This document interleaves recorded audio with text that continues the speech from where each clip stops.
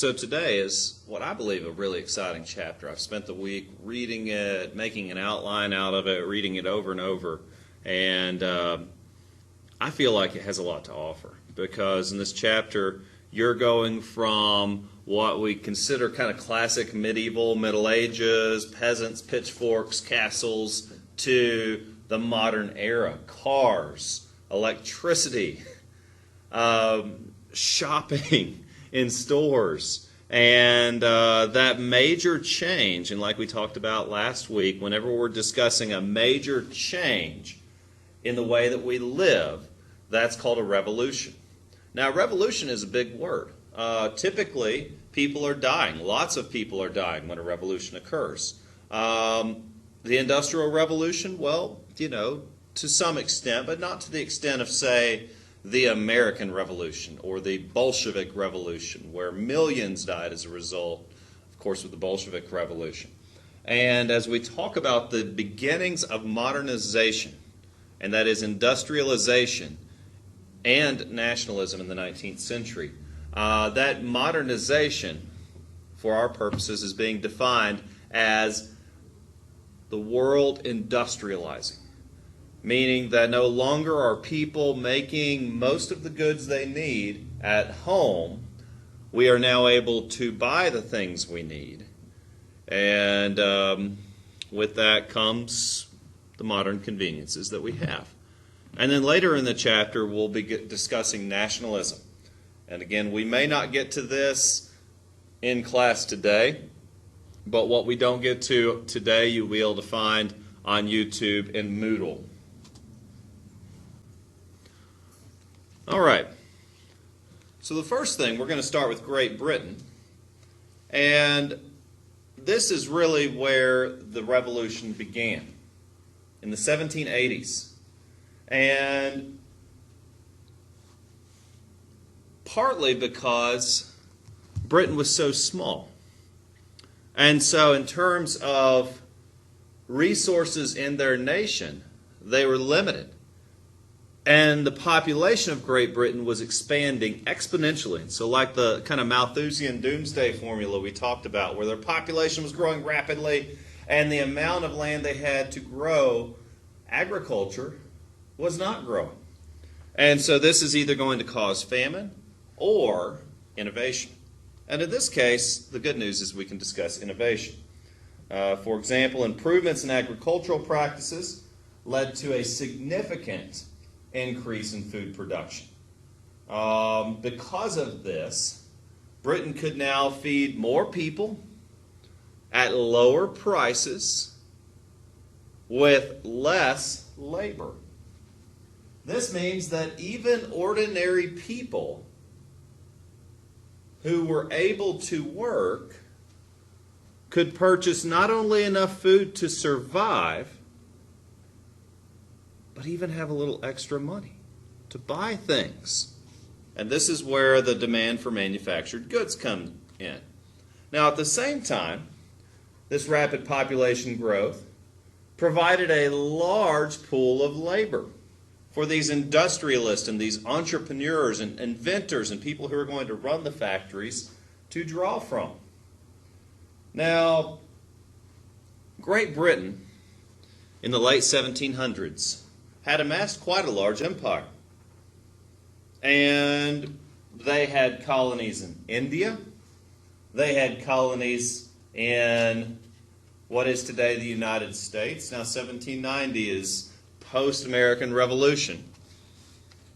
But there was still Canada. And there was still parts of Africa. And there were still parts of the Far East. And, of course, India being their largest colonial possession, these places where they could draw labor resources and great wealth. Now, back to great wealth. See, one really famous example of this is the nation of India, a colony of Great Britain, a place today with nearly 1 billion people living there. And that time, that huge population, well, they were buying manufactured goods made in Great Britain. So it was a bit of a trade monopoly. Now, as demand was increasing, particularly for textiles and for woven products, the traditional methods of making these products could not keep up with this increased demand of a growing population in such a large empire. And so people found ways to make goods faster and cheaper. And in doing so, these individuals, which were really motivated by the chance to make lots and lots and lots of money, fueled the Industrial Revolution. Now, a couple of these inventions I'd like to talk about. First is the spinning jenny. And the flying shuttle is a type of device that allows weavers, that is people making cloth, to weave faster and actually doubled their output, meaning they could produce twice as much textile in a day as someone not using the spinning jenny. And one neat effect of this is that it actually created shortages in yarn. So much cloth was able to be produced thanks to this mechanized invention that there was a raw material shortage. The next one is the power loom. This was developed by Edmund Cartwright, and it's a loom, that is a giant sewing machine, which is powered by water.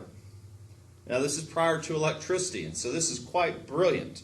You see, this power loom, invented in 1787, allowed cloth to be weaved to catch the spinning of the yarn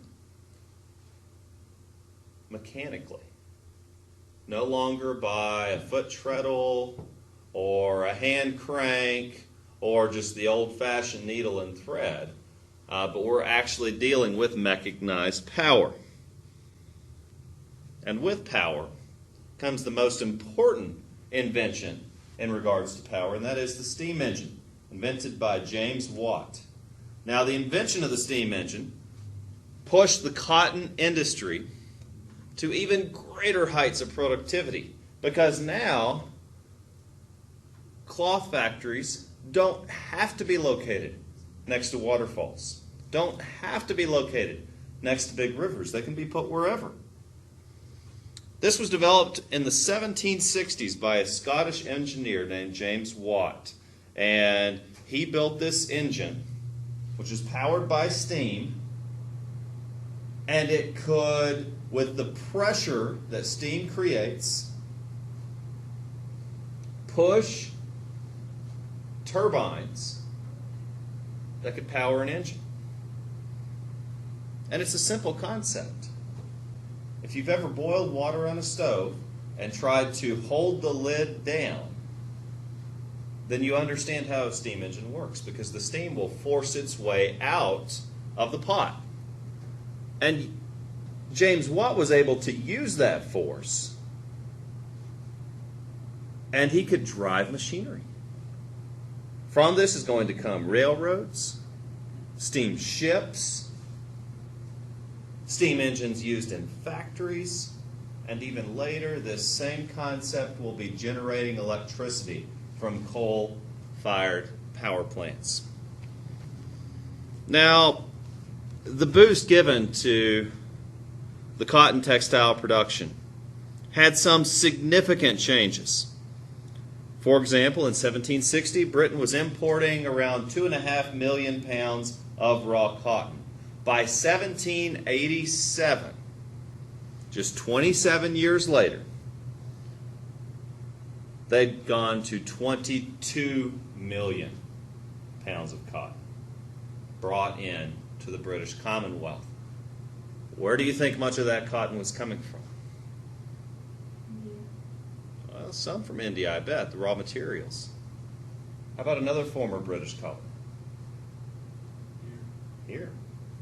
The South, the American South, was selling the cheapest cotton on the planet in the early 1800s.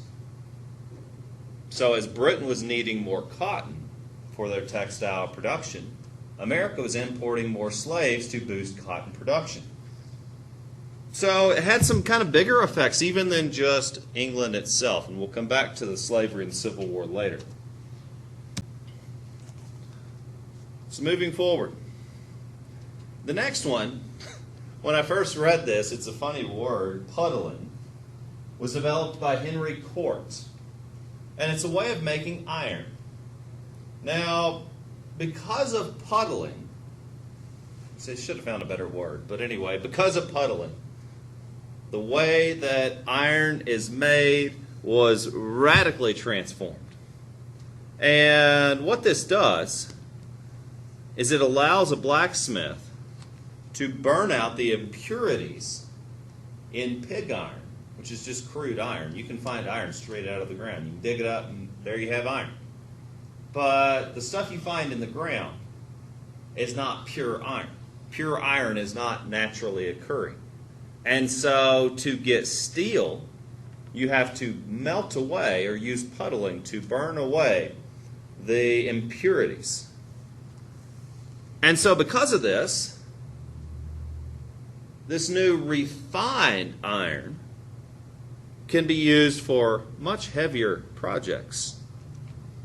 This created a boom in the British iron industry. They were exporting this stuff all over the world. And in fact, by 1852, Britain was producing 3 million tons of iron every year. And that's more than the rest of the world combined. It's pretty amazing stuff.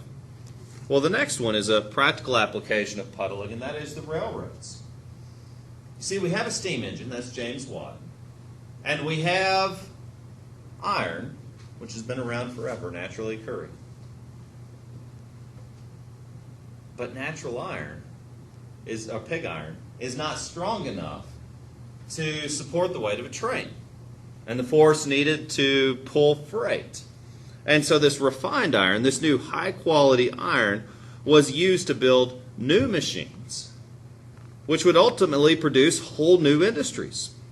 And the man responsible for this was Richard Trevithick. And he pioneered the very first steam-powered locomotive on a rail line in southern Wales, which is in Britain. This rail line pulled 10 tons of ore and could pull up to 70 people and went a whopping 5 miles per hour. Not much better than walking, but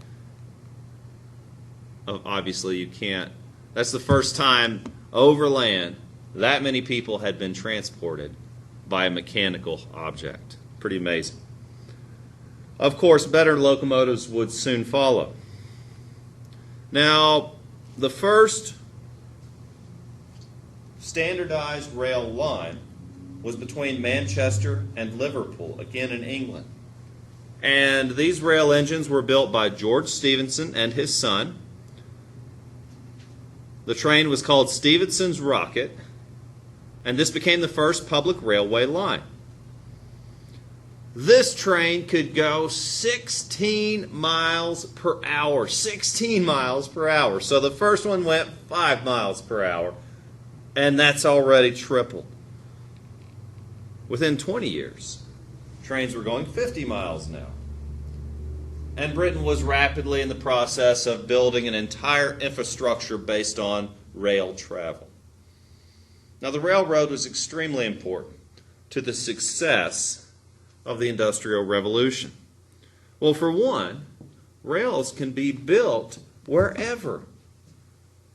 You know, ship transportation is very limited. Prior to the steam engine, they had to go downstream.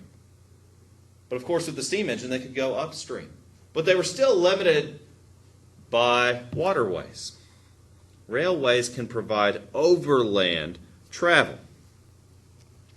Now, because of the increasing availability of manufactured goods and the lowering prices of these manufactured goods, the Industrial Revolution was a self-sustaining movement forward. And this became a fundamental aspect of the new economy. Now, regular work hours in the industrial factories put us to shame. Just listen to this. Now, from its beginning, the factory had to create a whole new system for labor. Owners wanted to keep their machines running constantly. With these new engines, they could have workers going around the clock. And because of this, the shift system was developed in manufacturing. And this was to keep the machines producing. Now, most of these early factory workers had come from rural areas, growing up in farming families. And I don't know if you've ever worked on a farm. Anybody work like a real working farm for money? Anybody? I mean, we had a large garden. You guys keep a garden at all? Anybody? Okay. So imagine working on a farm. You're going to work from sun up to sundown with few breaks in between. It's pretty hard work. But once that sun goes down, you're on your own time. Do whatever you want, and that was the basis and culture of agrarian life prior to the Industrial Revolution. And so these early farmers were used to a slower pace of life. Of course they had to work hard. I mean, I can't imagine how backbreaking farm work would be, but it can be at a slower pace. It doesn't have to be frenzied, and it doesn't have to be around the clock. And so, because of this, early factory workers had to figure out a way to change that culture. And one of the ways they did this was to instill discipline, meaning that if there were violations of the regulations that the owners had set, factory workers could be charged a punitive financial fine, or they could even be dismissed. And this worked actually quite well for adults. And within a few generations, this was generally accepted as a way of life. Now, children were less likely to understand the implications of a monetary fine, because you see, child labor was perfectly legal at this time. They were much less likely to understand the implications of being fired. And so physical punishment was common with child workers. They would beat them for even minor infractions.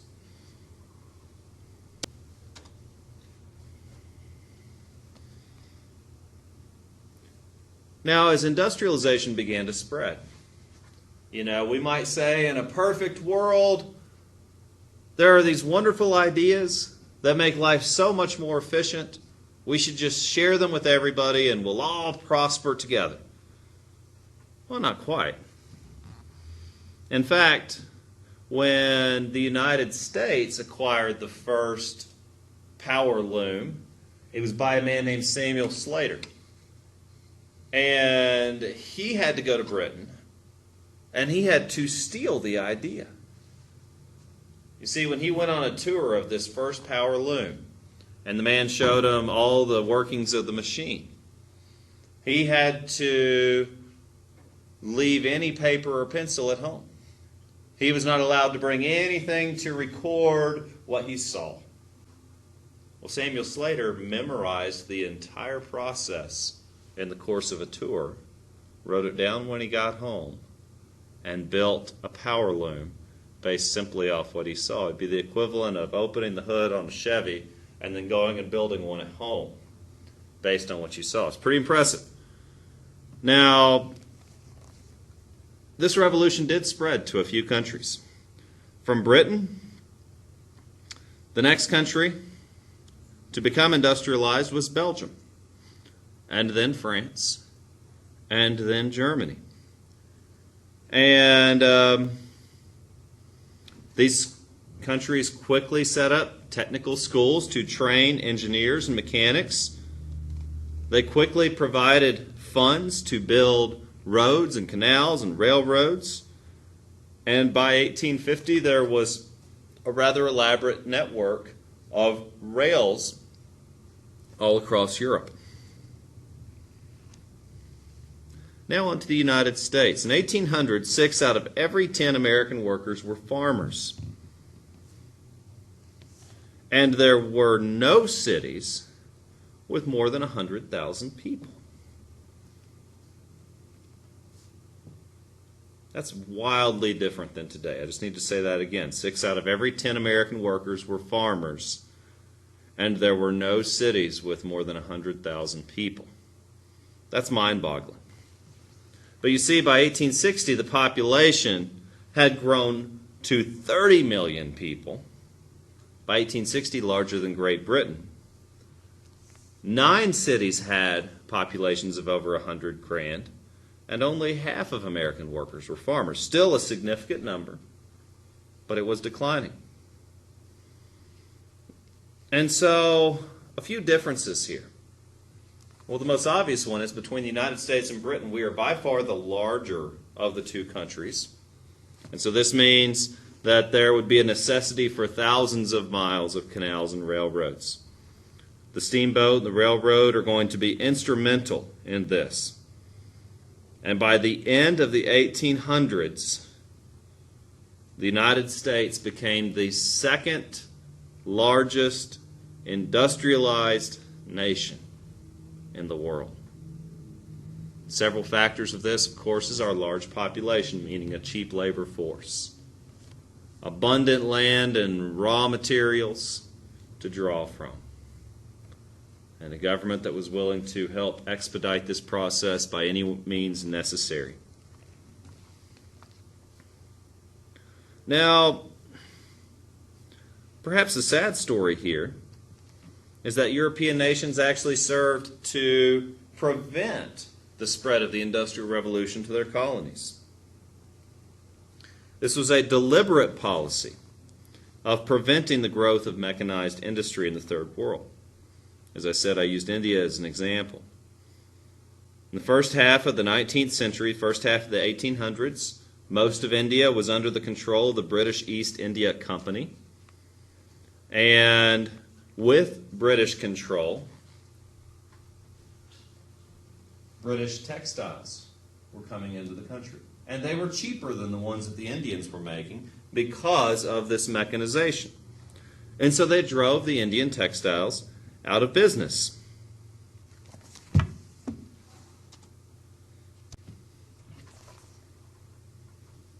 Okay, next we need to talk about the social impact of the Industrial Revolution. Well, of course, the doubling of a population is going to have a significant effect. Between 1750 and 1850, in a 100-year period, the population of Europe doubled. Just like China, where we talked about in the first week. The key to this population growth are several factors. A decline in the death rate, as wars and major epidemic diseases, such as the plague and smallpox, simply became less frequent. Thanks to an increase in the food supply, people were better fed. Surprise, malnutrition was a leading cause of susceptibility to disease. Secondly, throughout Europe, cities and towns began to grow dramatically. And this phenomena can be directly traced to industrialization. You see, with factories, which tended to locate near cities, because that's where large pools of cheap labor could be accessed, as well as the infrastructure to provide the raw materials that they needed, people flocked to the cities. And so despite the fact that wages were low and hours were long and conditions were often deplorable, people flocked to the cities to get these factory jobs because they paid better than the farming alternative. Now, in the 1800s, Great Britain had only one major city. That's, of course, London. And that city had a population of 1 million at this time. Now, they had 6 other cities ranging around 100,000 people. But within 50 years of this, by 1850, London's population had grown to 2.3 million, and there were 9 other major cities. So, at the same time as industrialization, another trend called urbanization was occurring. Now, the sad result of this is that the conditions of these cities were terrible. They were overcrowded. Industrial workers tended to live in row houses. These were multi-family urban dwellings, meaning several families packed in rooms of the size of this classroom. Rooms were frequently overcrowded. In fact, your book says, and I'll quote from a government report in 1838, and I quote, "There were 63 families where there were at least 5 people to 1 bed, and there were some in which even 6 were packed into 1 bed, lying at the top and the bottom, children and adults." No space for privacy. Now, these industrial cities were appalling. Sewers and open drains were commonly seen on the city streets. I didn't think of it here, but I always show my high school students a picture of kids playing in an open gutter next to a dead horse. And it's just gross when you think about it.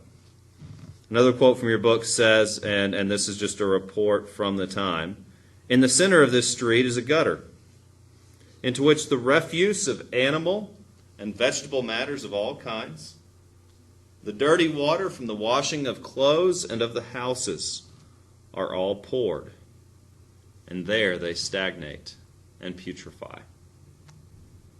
Ugh. So you think about it, and Laura, will you get the door as you leave, please? If you think about it, if you have no sewers, where does your waste go?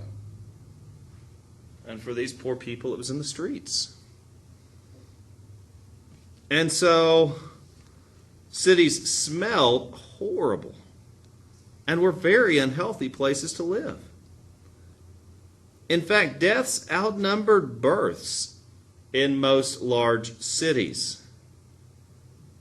More people died than were born in large cities. Oh, it's a health hazard.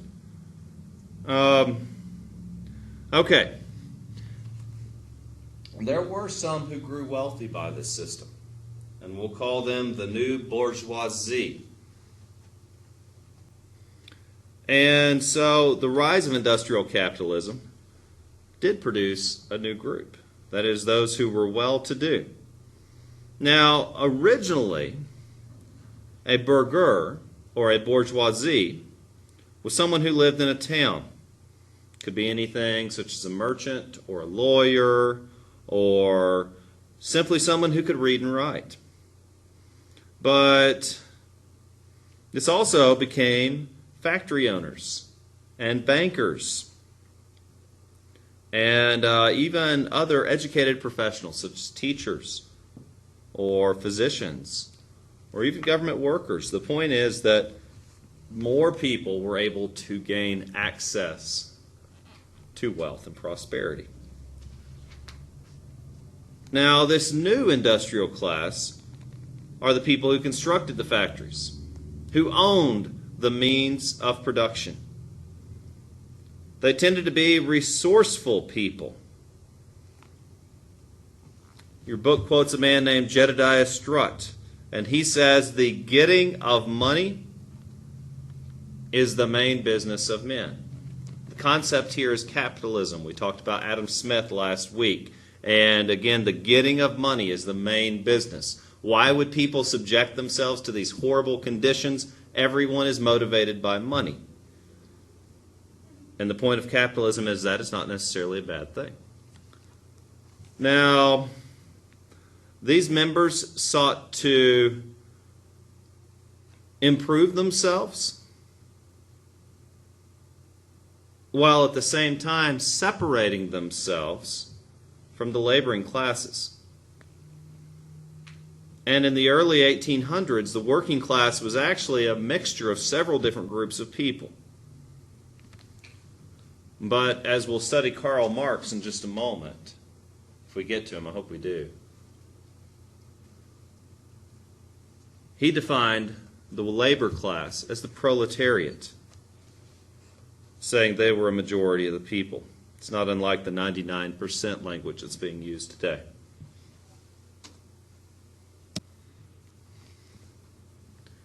Now,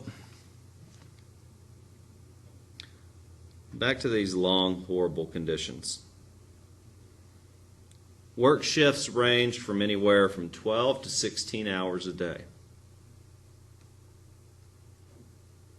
12 to 16 hours a day. Y'all ever worked a 12-hour shift? It's rough, ain't it? You ever pulled a 16-hour? Me too. I've done a handful, I've done my share of manual labor. But I'll tell you, 16 hours a day, 6 days a week, half hour for lunch, that'd break me. If that were my life, I'd probably be done with it. No security of employment. Workers could be fired for any number of reasons. One example I like to use is a matchmaking factory. Now, it's not for couples. It's the making of matches, the kitchen matches. Before the chemicals we use today, which are much safer, these matches were dipped in phosphorus. Phosphorus is a highly combustible, unstable chemical, and the slightest static electricity will cause an explosion. There's a story of a woman who blew her arm off dipping matches and lost her job because she could no longer dip matches. No workers' comp, no hospital bills, none of that. She just lost her job. If you've watched Alice in Wonderland, you know the story of the Mad Hatter, that crazy guy who ran his own fake tea party. Well, he was called the Mad Hatter because people who made hats had to dip the hats in a certain chemical which would cause them to remain firm for an extended period of time. And after inhaling that chemical for a number of hours, day in, day out, you'll lose your mind. Well, the factory owners didn't care because workers were expendable. It was a low-skilled job.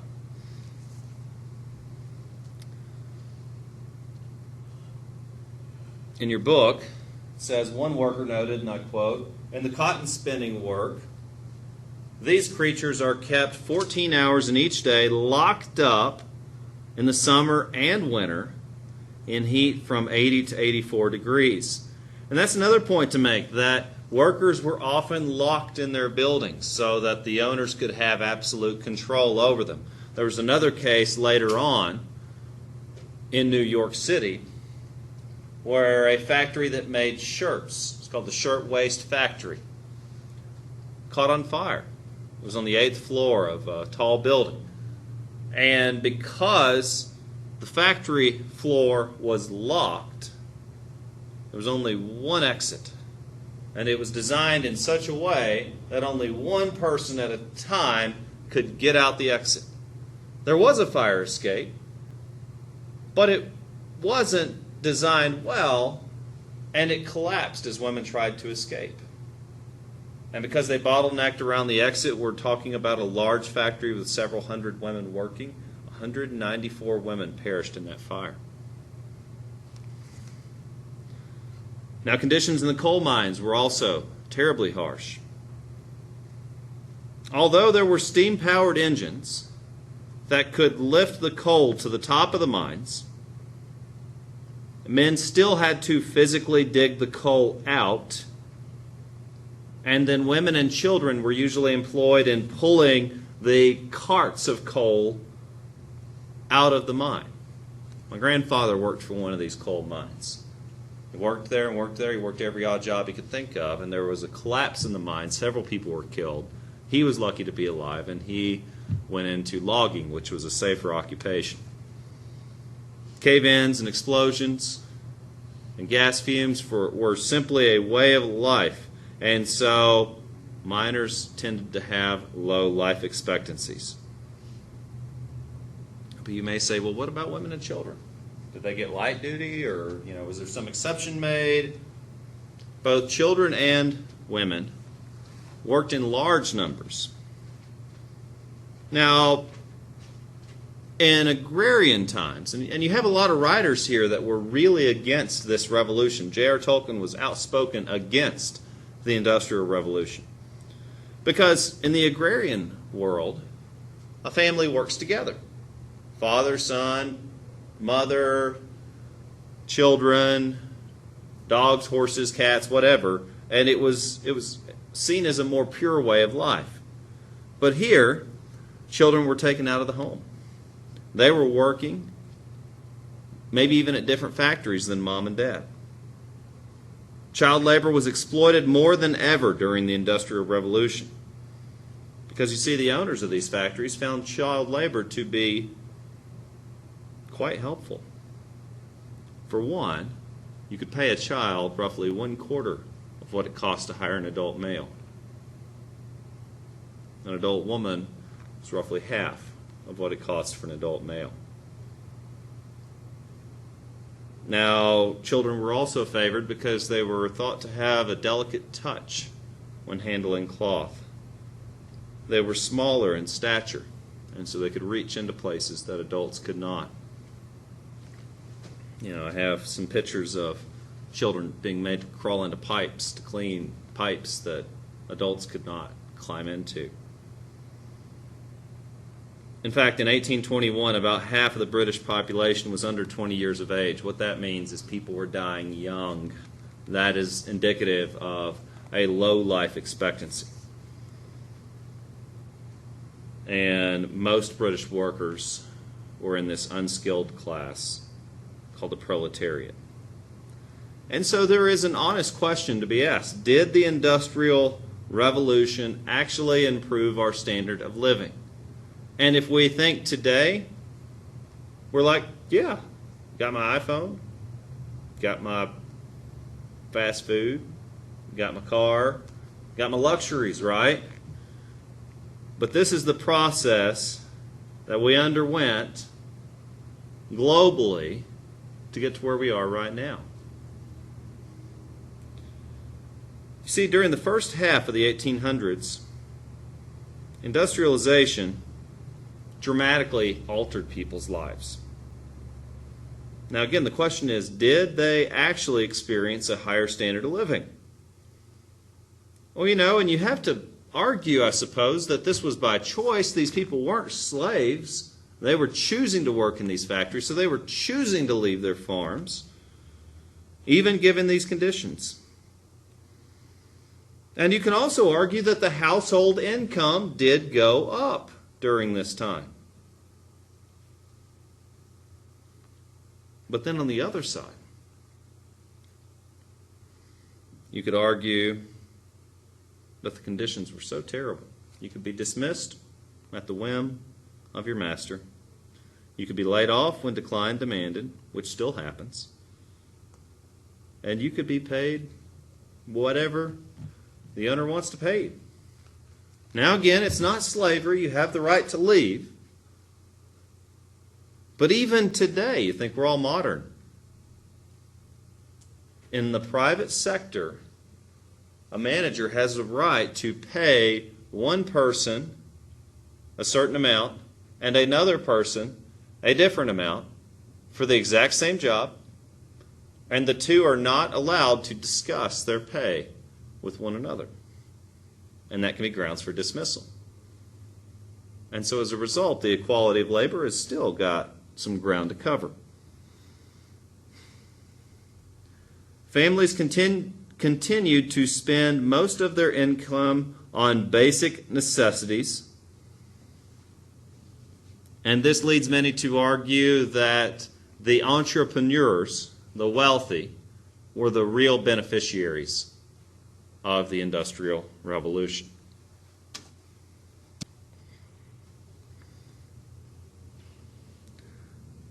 So, despite the mixed legacy, we see a number of improvements. And the first major change was the substitution of steel for iron. Now, steel and new methods for producing it can be lighter and can be smaller and can produce better machines than iron ever could.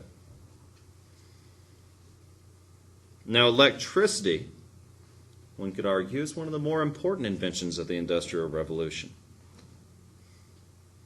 Now, electricity was not invented. It was simply harnessed. And the ability to harness this energy produced some of the first commercially practical generators of electrical current.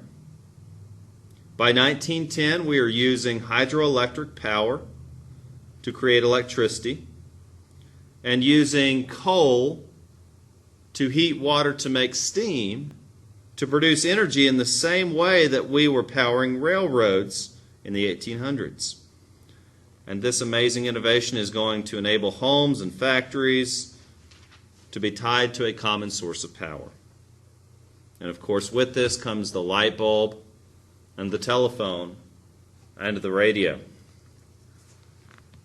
Now, the light bulb was developed by Thomas Edison, and then independently of him, a British entrepreneur named Joseph Swan. And this permitted, of course, the illumination of homes and businesses and the lights we got up above us. Of course, these are a little different. You know, the incandescent light bulb uses a metal filament of a metal called tungsten. And the real question was, it was always known that metal heated produces light, but heated and cooled causes metal to become brittle and break.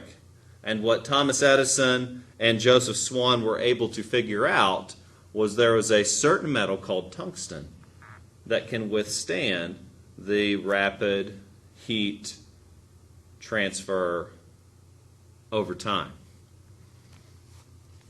And it was tungsten. There you go.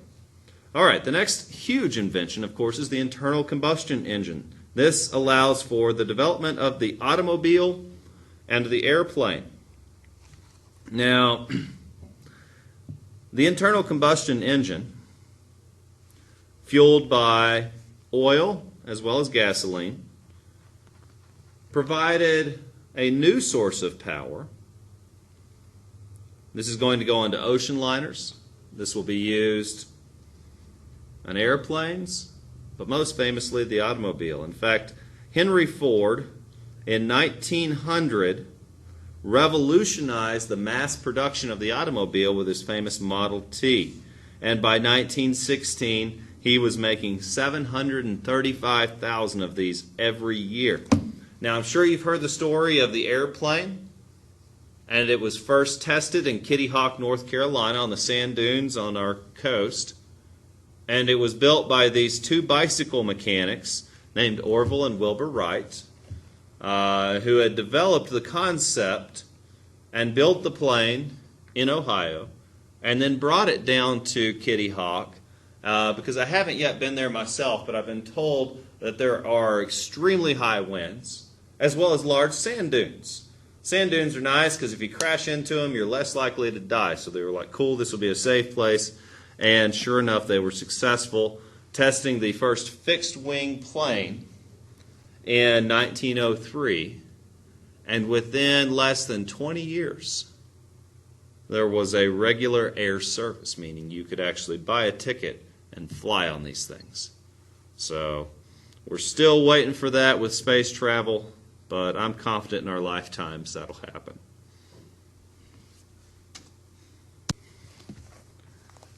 All right, so the next is new patterns as a result of the Industrial Revolution. Industrial production grew rapidly at this time because of the increased sale of manufactured goods. Demand drove production. That's how capitalism is supposed to work. Now, as workers' wages increased, a real wage increase after the 1870s. At the same time, because of the readily availability of manufactured goods, the prices of many of these things came down. Also, because of the reduced cost of transportation, all these things made it easier for people to participate in consumerism. Now, in the cities, there were department stores. The first of these began to sell all sorts of consumer goods.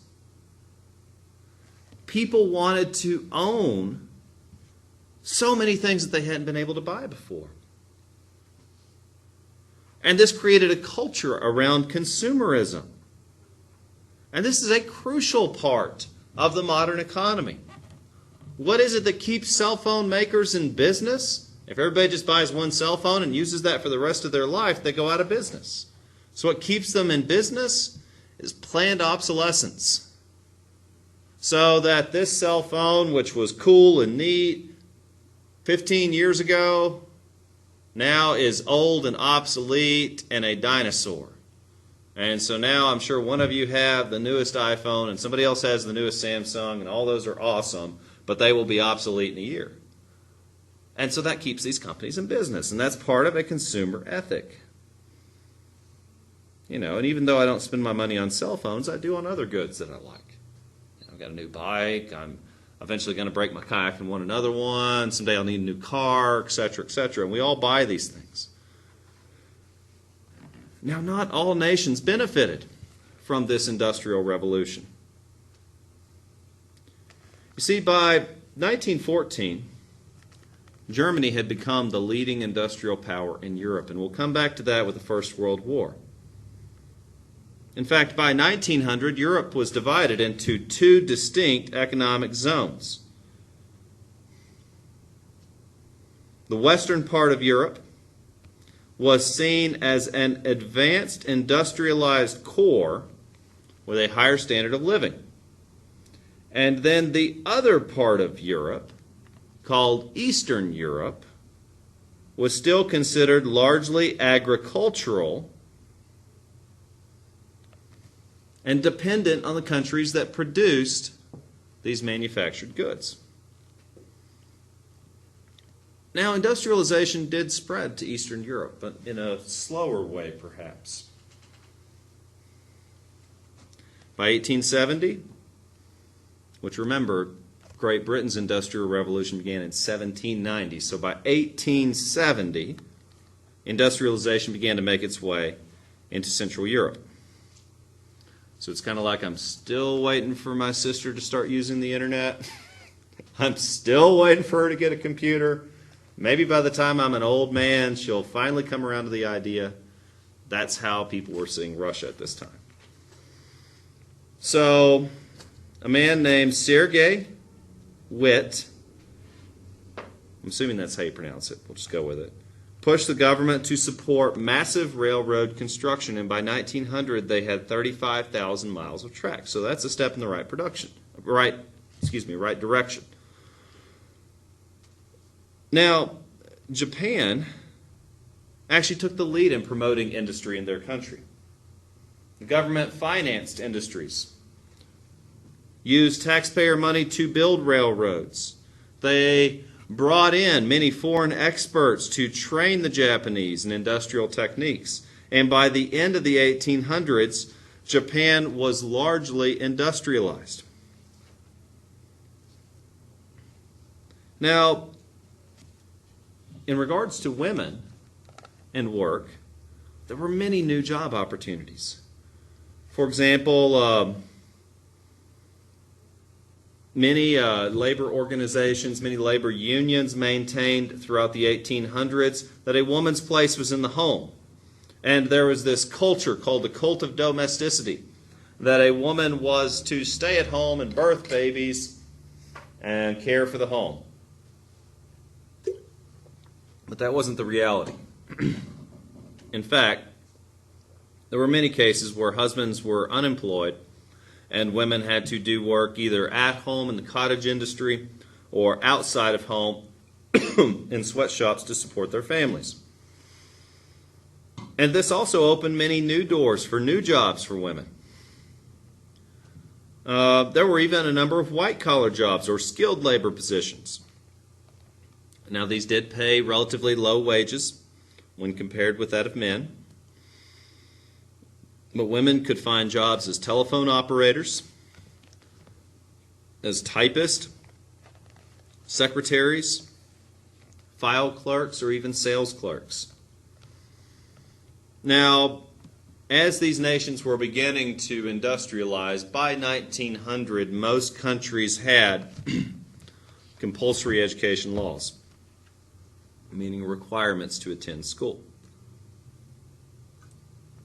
And since there were requirements to attend school, this created a demand for more teachers. And also, as medicine improved, the quality of medicine and the quantity provided to people, it created a demand for nurses, opening a way for women in the medical field.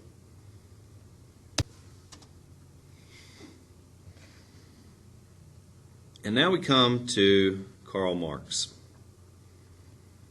So, I don't know. I enjoyed studying Karl Marx this week. I encourage you to read the article about him for the forum. It's fascinating stuff. Some of it is very depressing and interesting nonetheless.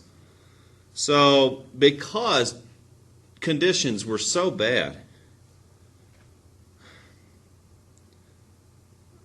many people sought radical changes in society to fix these problems.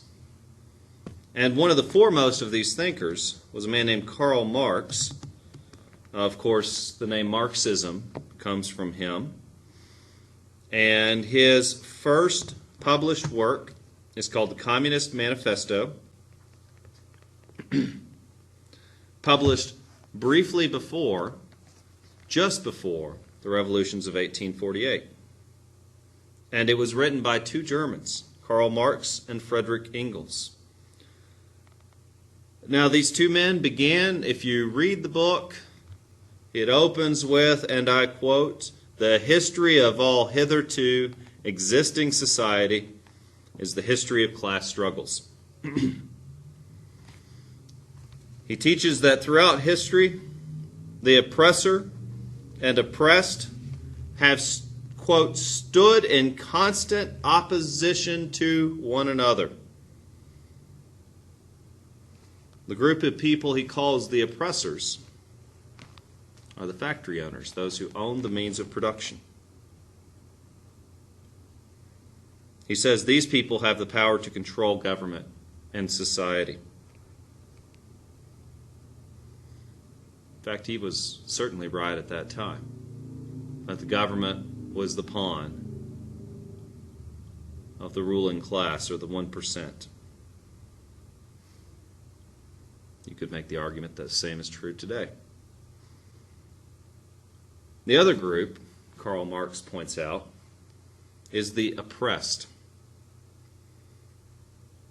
And that is those who depended on the owners of the means of production. And so because of this, he says that a class struggle,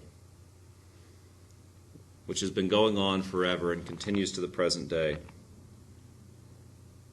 is a key aspect of industrialized societies. According to Marx, and I'll quote again, "Society as a whole is more and more splitting up into two great hostile camps, into two great classes directly facing each other. The rich and the poor." But he calls them the bourgeoisie and the proletariat. Now, Marx predicted that this struggle between the rich and the poor would ultimately break into revolution. And he says, where the violent overthrow of the bourgeoisie lays the foundation for the sway of the proletariat. Meaning that if you push someone hard enough, eventually they will push back. I found that out in elementary school, and I think we all know that as common sense, that if you bully someone to a point, they will fight back eventually, no matter how weak they are. That or they die. And so society, rather than facing its own annihilation, will eventually stand up, according to Karl Marx. And it will lead to a violent overthrow of the rich. It's dark stuff. Because he lays out a method to do this. He's like, okay, here's how you do it. Here's the 12-step program. Read the article for the forum. It's dark stuff. And sadly, the first step is the violent overthrow of the bourgeoisie. Is that lots of people will die. So again, I'm not super excited about this stuff. He says that for a while, after everyone dies, after the violent revolution, zombie apocalypse, whatever, the proletariat would form a dictatorship to reorganize the means of production. But then eventually the state would wither away because they would become obsolete. And this is where I'm like, how did they, okay, because when you read a lot of his stuff about, the class struggle, the oppressors owning the government, etc., I'm like, okay, I get that part. But then when he says that the poor will rise up, kill the rich, and they should elect a dictator to facilitate a transition, and then the dictator the whole government just fades away as everybody's happy. That part, no one's ever gotten to that part. We've had a number of communist governments form following his exact model. I'm sure you know which ones they are. Of course, you got Castro in Cuba, you've got North Korea, you've got Soviet Union's the most famous. They've all gotten to the violent revolution. That one's easy. They've all gotten to the dictatorship, but none of them have gotten to what he called the classless society.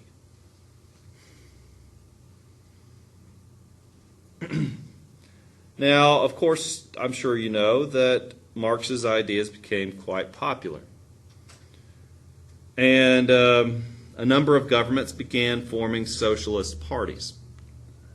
Now, I'm almost out of time, so I do want to distinguish the socialism of Karl Marx and the violent overthrow with democratic socialism and the trends you may have heard on the news or radio, etc.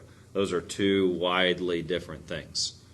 Because you see, Karl Marx called for revolutionary socialism and argued that workers must organize mass political parties and work for rapid change.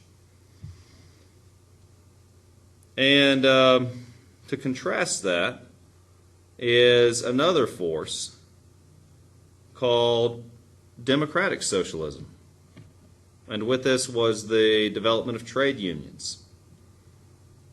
And these trade unions began to use strikes to improve their conditions and work throughout the democratic process to make and overturn the working conditions of the working classes. And so again, look it up online, read in your book. Your book goes into much greater detail. But in short, true Marxism gave us the Soviet Union, gave us China, gave us North Korea, gave us some really bad situations.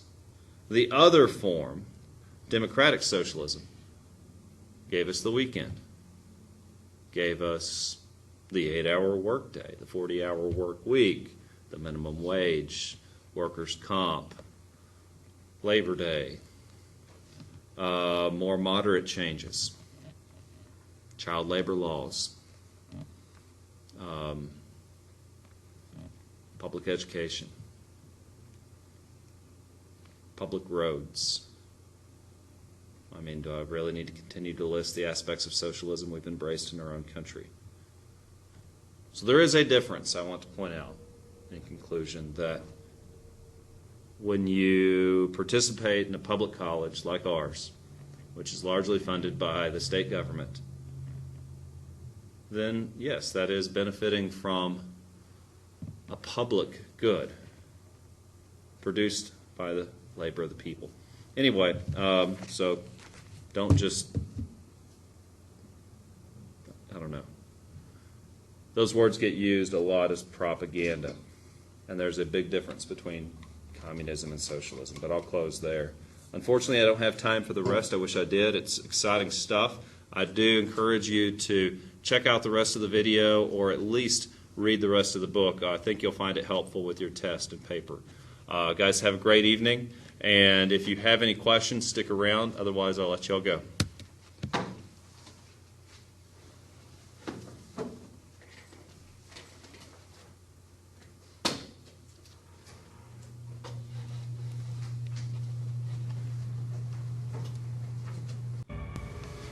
And so the title of our lesson today, around out of 1625, chapter the second 19, is settlement in section 3, Unterverd laid the Reaction foundation and of the later Matzes Revolution. Island. We're going to be talking about the growth of nationalism during the Industrial Revolution in On the near side of what is today the 18th Danube century Canal, Europe. the immigrants set up their shops And so in the again, we're arcades focusing of on the Judengasse. 1800s today. Whenever the economy grew and let's sluggish in the begin Habsburg with Empire, the Congress of a covetous Vienna. eye was And this cast is really on the Jews' after financial the defeat of resources Napoleon and tax Bonaparte, potential, the and religious dictator resentment was granted ignored. the title of emperor, that rose up, took control of France, and then promised the French that he could conquer all of Western Europe and that he could modernize the continent as an enlightened despot. So some of those same concepts we were talking In the about house at last number week, 5, Kleeblatt Napoleon Gasse, believed that he a was this popular enlightened hostel was despot, established, that he would bring equipped with a ritual progressivism bath for to traveling Jews. Europe through absolute rule. And in some ways he Also did. He founded popular some of the for its first free public lunch schools. was the He house of the did generous advance civil Samuel rights in many Oppenheimer ways. on But Badenbach. yeah, he was an absolute ruler, Oppenheimer and made he himself wound up trying to conquer the indispensable at world, court and he was as beaten. general So where we purveyor are to the now is army, he is done. and His has risen to career's the post over. of court factor. And the Congress Meanwhile, of the ghetto Vienna in Unterverd was the evacuated under meeting Emperor where Leopold European I, rulers and known from then on sat as down Leopoldstadt. together to decide what the world would look like after Napoleon. So he was that monument that when he set out to conquer Western Europe, he damn near pulled it off, 1683, and the Turks his army besieged fell Vienna for the apart second time. during an invasion of Oppenheimer's Russia. bank aged the He was court exiled and to the relieved the island of army with Elba. huge He loans. escaped, and then he was eventually soundly defeated. But there was a profound change in society. The leaders of old Europe, these nation states, came back together at this meeting to decide what needed to be done. And the leader of this meeting was The a Baroque man named splendor of Prince Schönbrunn Clemens Palace also had von its price. Metternich. Despite false And he accusations of a Jewish claimed conspiracy, that he was Maria guided Theresa dealt a at new Vienna hand, by this principle called opening doors at legitimacy. court for Samuel Oppenheimer. And so he considered and it his necessary successor, to Samson restore Wertheimer. monarchs, After all, the question of those financing whom he the called Karlskirche legitimate and the court monarchs, library was at hand. those born into royalty. And he believed that reinstating these, quote, legitimate monarchs would preserve the traditional status quo and institutions of Europe. Now, in some places this had already been done. When Napoleon had finally been exiled for good, the Bourbon monarchy, that was the same ruling family of Louis XVI, so the Bourbons had been restored to power. Now, Despite Maria these Theresa's more anti-Semitic powerful bias, nations Jewish advisors such as Joseph already von began Sonnenfels to try were to always in conquer favor. and reassert themselves. The So the Sephardi, purpose of the Congress of Diego Vienna, d'Aguilar, the hope who had fled was from that a Spain, balance of power was given would the be job of maintained building up the between complex states, tobacco monopoly that for the a restoration Habsburgs. of the old monarchies After would the establish conclusion a of a peace lasting treaty peace. with the Turks, the Sephardim But in reality, were granted special when rights. Napoleon fell, there was a power vacuum, and there was an opportunity for more powerful states to exert control over weaker ones. And so, the peace agreements of But it wasn't 1815 until and the Congress of 1782 Vienna were that only Joseph the II beginning took of a giant conservative step toward revolution. emancipation, And this revolution with was the tolerance determined act, to though his contain motives were less both the humanitarian liberal and than nationalist economic forces, necessity. which were unleashed by the French Revolution. And by liberal forces, I'm meaning the trend towards In the communism that we're Biedermeier going to begin era, to see. Baron And by Nathan nationalist von forces, I'm going Arnstein to talk was about the regarded rise as of the fascism, figurehead of a budding which will Jewish be middle coming class. up later. In the Now, salons known as Bureau Metternich d'Esprit, an and his educated kind and musically were cultured representatives public of an enjoyed the ideology that works we of call Viennese conservatism. classicism. And At this the cleverly staged conservative soirees held by movement Arnstein's extravagant is wife one Fanny, that favors Metternich obedience and Rothschild, to political the cream authority. of European Some call it aristocracy authoritarianism, and Austrian in intellectuals, fact. toyed with They the believed latest that developments, organized religion while the Congress was of Vienna crucial reshaped to Europe the social order. after Napoleon. And generally they looked down upon social revolutions and upheavals.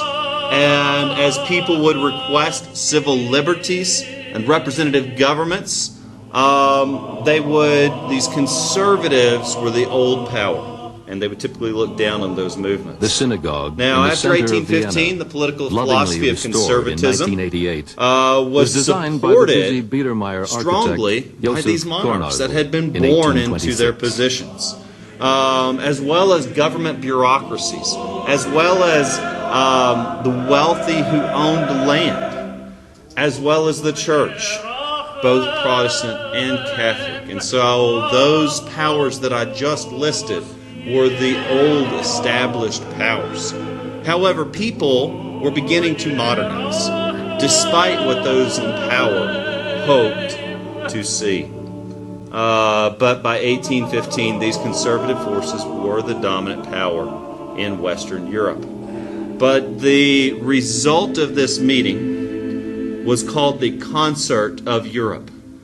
And one method the great powers, and when I say great powers, I mean Britain and France and really the Holy Roman Empire. Germany was soon to become a nation. Prussia, Russia, and of course Austria and later France. All of these powers, or older nation states, agreed to meet periodically. And they hoped to take steps that would maintain peace. And these great powers, these nation states, adopted a policy called intervention. That if a nation state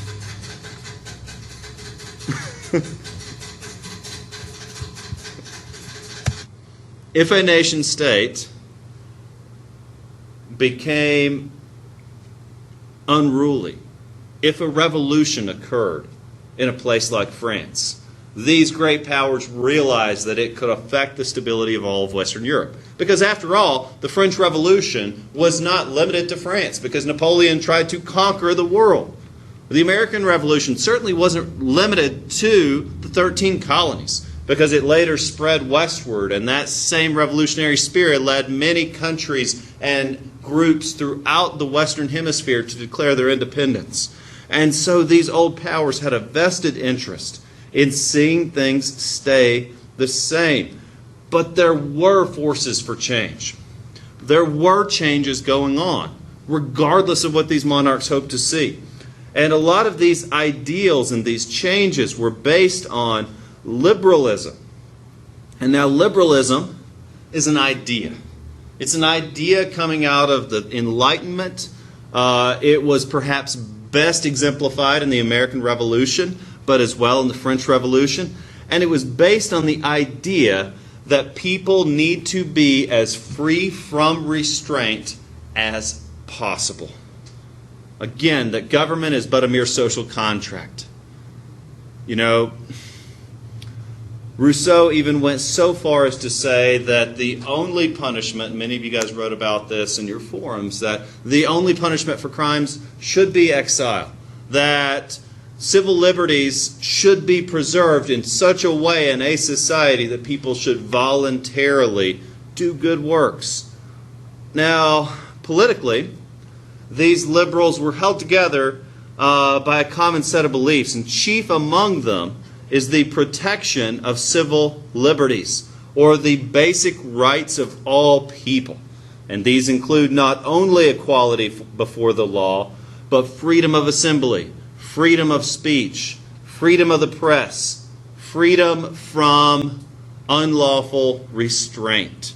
I'm paraphrasing the Bill of Rights if you didn't realize that. And this is classic liberalism. As I said, perhaps best exemplified in the United States. But all of these freedoms, according to liberal ideology, should be promised, guaranteed in a government by a written document, because we're not going to trust anybody. Nobody's word can be trusted. It has to be put in writing. In fact, half of our country wouldn't even sign off on the Constitution until the Bill of Rights was included. It's amazing. So in addition, religious toleration for all. And to make this possible, liberal thinkers required separation of church and state.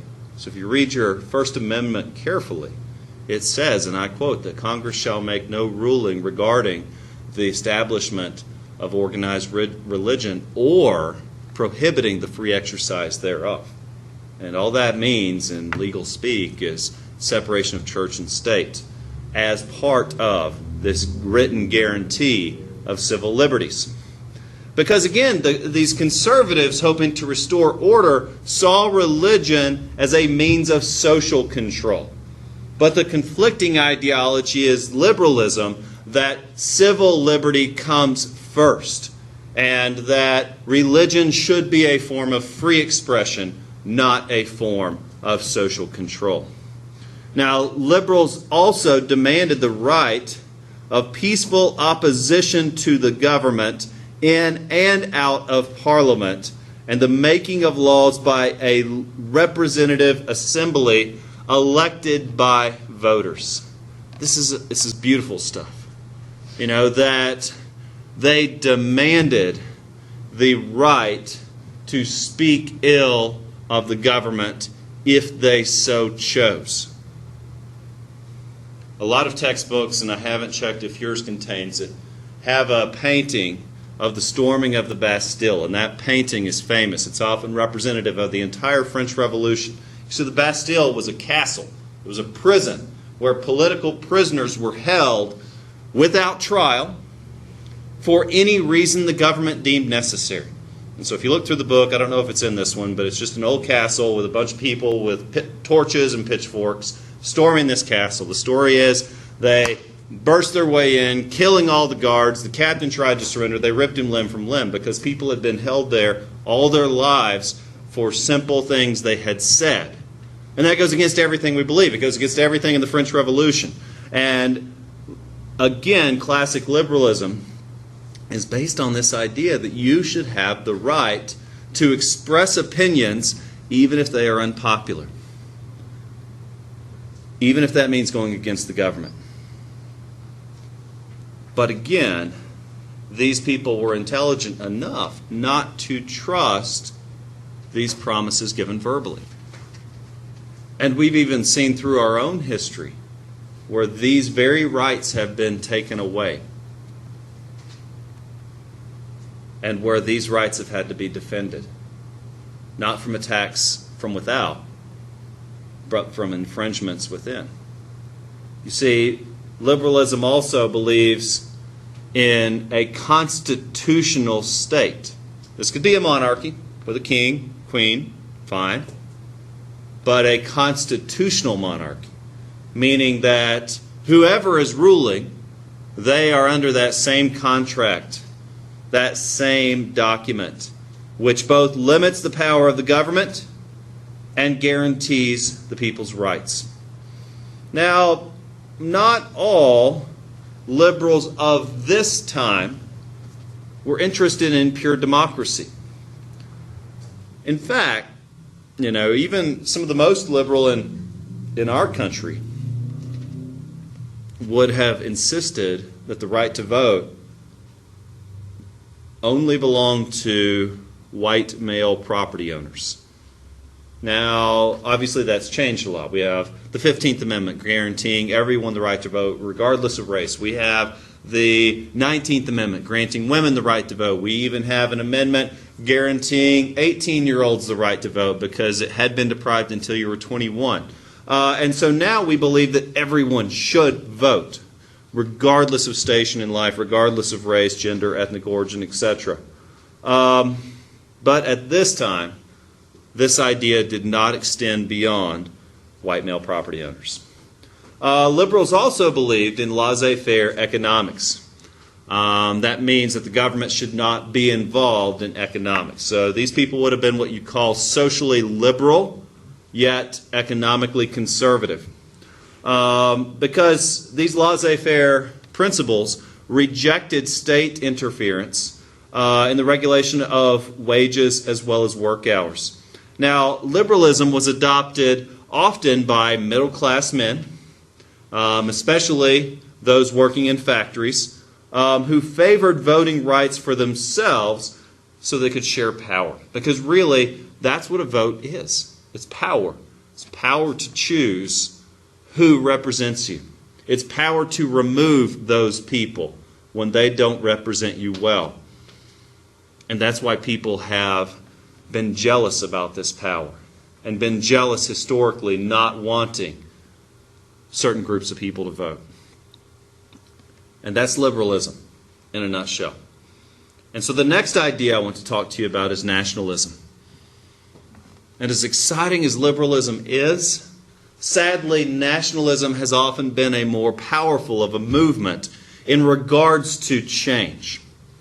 See, nationalism, and that is, the textbook definition is placing one's interest ahead of personal interest. That's nationalism. Nationalism arose out of an awareness of being a part of a community. And this community might have common institutions, traditions, religions, language, customs. It is strange to think that simply belonging to a group was a more powerful phenomena than wanting to be free. And that historically that has often proved to be the case. You know, what would prompt someone to give up their freedom and do terrible things because someone else told them to? Well, in many cases, it's that feeling of nationalism. On a large scale, it's countries. It's songs about countries, patriotic feelings of belongingness to a community. Now, this community can be as small as a family. Again, Confucius would have said the family is the most basic form of this society. But yet, on the larger scale, uniting millions of people, we begin to call this a nation. And these nations, as they began to rise and grow in power and influence, became the focus of individuals' primary loyalty. Now, perhaps you could argue nationalism has been around for quite some time. You know, the Roman identity, there's a lot written about that. To be an Israelite meant to be a child of the Jews. And there is this kind of old tradition of nationalism. But we begin to see this on a large, unprecedented scale, really from after the French Revolution forward. For example, many nationalists began to call for the right to have their own governments. For example, the German people. The Germans had not previously been united until after the French Revolution.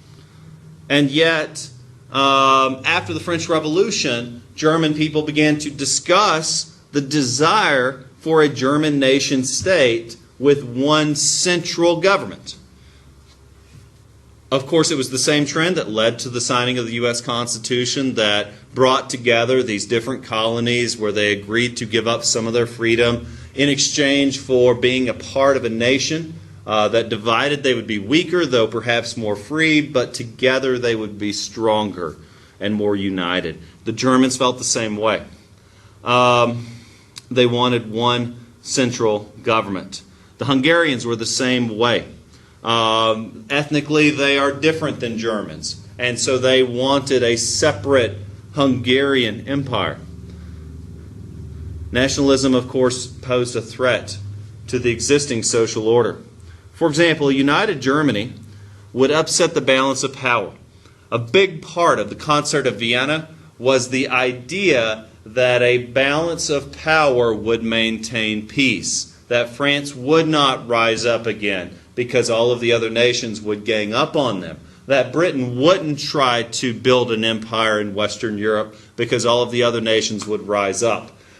A balance of power was hoped and was the hope to maintain peace. However, when Germany united and became powerful, this upset the balance of power. Many of these European states were multinational, and so the nationalist fervor led to division and civil war. I mean, think of the Greek states. The Greeks were never able to fully unite in antiquity because they represented so many different ethnic groups. And the problem has remained the same throughout history. The Bosnians versus the Serbians versus etc., of different groups of people fighting one another in a very small state because they have different nationalities and they want nations of their own based on their ethnic group. Now, 1848 is a big year here. Revolutions in many countries in Western Europe. And the first one we'll talk about is France. The revolution in France sparked revolts throughout many different countries. You have the lower middle class. You have workers and peasants. The vast majority in France were poor, suffering from a severe economic depression, the government's refusal to allow the vote for non-property owners, and so many of the nation's poor felt disenfranchised. And that word means that the poor felt powerless to achieve change peacefully. And when the poor feel powerless to achieve change peacefully, they will do so violently. And so when King Louis Philippe refused to make any changes that the poor demanded, opposition grew to the point of a revolution. And the people finally actually overthrew this king on February 24th of 1848. They overthrew the entire French government. And not for the first time either. Of course, the French Revolution occurred just around 1789, I believe. And now here, just a generation later, another revolution. And so dangerous time for a country. But these revolutionaries created a provisional government. And one of the conditions for this new government was that every man would be able to vote. And there would be an assembly to create a new constitution. This new constitution was ratified in the same year, and this established the French Second Republic, and legislature or lawmakers would be elected to limited terms where every Frenchman would be allowed to vote. There would be a president elected to a 4-year term, so set up in a very similar way to the American system. These elections would be held at a set time, and in the very first election, the nephew of Napoleon Bonaparte won resoundingly. And he would later call himself Emperor Napoleon III and establish an authoritarian regime. And so just because he was elected democratically, it doesn't mean that democracy will last. But the thing is, it's not an isolated instant. If this were just France, it might not have even made the book. But in 1848, these movements were spreading. For example, in Germany, the promise of union spread throughout the German states until elections where all men could vote for rulers that would serve limited terms in Germany's parliament, and this parliament would be called the Frankfurt Assembly. This movement's purpose was to fulfill both the ideals of liberalism and the ideals of nationalism. So within their community, they would be free. And so Germany's hope was to create a liberal constitution. However, their assembly failed to meet this goal. For number one, the German rulers were still well established. France was able to establish its republic by the sword, by killing, by violence. In Germany, they tried to establish this peacefully. However, the German rulers refused to accept this constitution, and so German unification was not achieved at this time. The revolution failed. Austria also erupted in the same year. The Austro-Hungarian Empire, which was a multinational state consisting of Serbia, Croatia, parts of Greece, various parts of South Central Europe, Hungarians, Slovaks, Romanians, Serbs, and Italians. And Germans were only a small part of this population. Yet the Germans were the wealthiest among this Austrian-Hungarian Empire. And so the poor in Austria began to march and demonstrate. And eventually a liberal constitution was established. And Hungary was caught up in this fervor as well. Now the Austrian officials wound up making concessions to appease the revolutionaries. But they were determined to reestablish control. As in the German states, they were increasingly encouraged by divisions among the more radical and moderate revolutionaries. And they would try to use these divisions within the movements to further their own gains. And so many of these revolutions failed. For example, in October of 1848, the Austrian military forces wound up crushing the rebels in Vienna. And the Hungarian Revolution was put down by the next year. Revolutions in Italy also failed. The Congress of Vienna had established 9 different states in Italy, such as Sardinia, Savoy, Sicily's, 2 of these in fact, as well as the Papal States. 9 different nations in Italy. And this nationalist movement in Italy was an attempt to unite their country into one nation. It was going to be called Young Italy. However, by the next year again,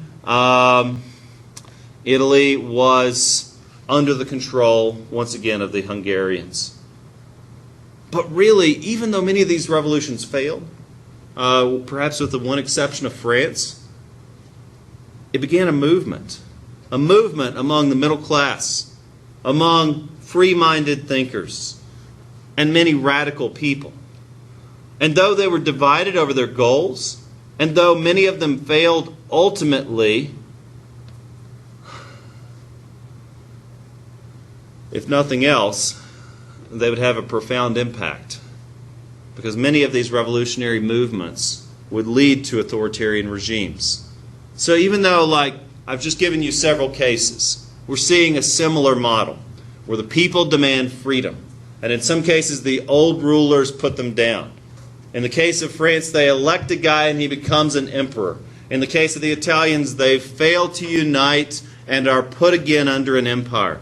But many of these movements lead to the reestablishment of authoritarian regimes. But now on to the Balkans. The Ottoman Empire and Eastern Europe. The Ottoman Empire once controlled most of the Middle East, as well as Turkey, and most of what we would call Asia Minor. And they were very powerful people, and they were a centralizing and unifying force in that region. And from the time of their collapse in the First World War until the present day, there's been a power vacuum in the Middle East because of the collapse of the Ottoman Empire. Much of the problems in the Middle East today still date back to the fall of this empire. Now, in the beginning of the 19th century, that is early 1800s, the Ottoman Empire was in a steady decline, and authority over these outlying territories in the Balkans, the furthermost parts of their empire, had waned, meaning that their power was focused around their capital, which is Istanbul, and their power outside of the capital grew less and less with time. And so European governments, especially those in Russia and Austria directly bordering what is called the Balkan states or Greece today, began to take an interest in the disintegration of the Ottoman Empire. In fact, this what they called the Eastern question of what to do with this crumbling, huge empire is still a question today. What do we do with the Middle East? I don't know. You know, great. Go solve it. Go fix it. What do we do? I don't know. How did it start?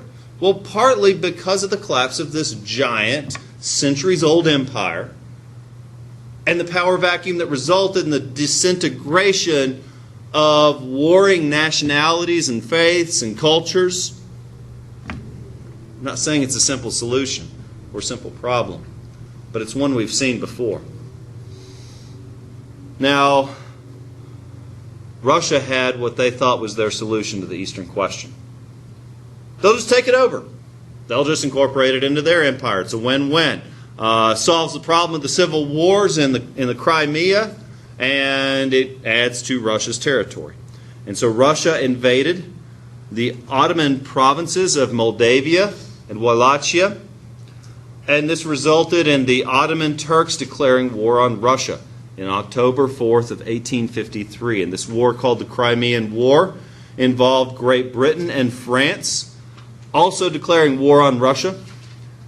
And while the conflict itself was poorly thought out and poorly executed and leading to heavy losses on both sides, eventually Russia would sue for peace. In the Treaty of Paris, Russia agreed to allow these territories in question, Moldavia and Wallachia, to be placed under the protection of the Western European powers. But the Crimean War, though it was unsuccessful for Russia, it destabilized Europe.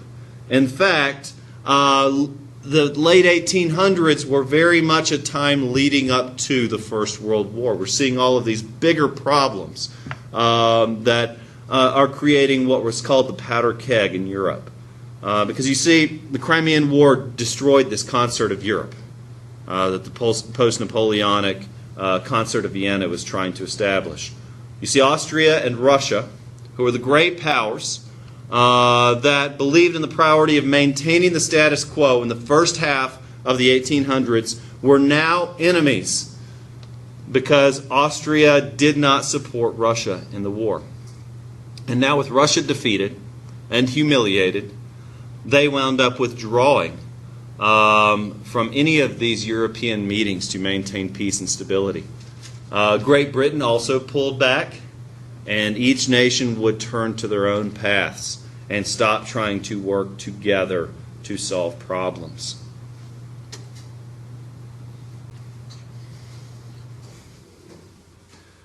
And as I said, Italy's first attempt at unification failed in 1848. But now that the breakdown of any form of central unifier in Europe, now that there was a power vacuum and the concert of Europe was dissolved,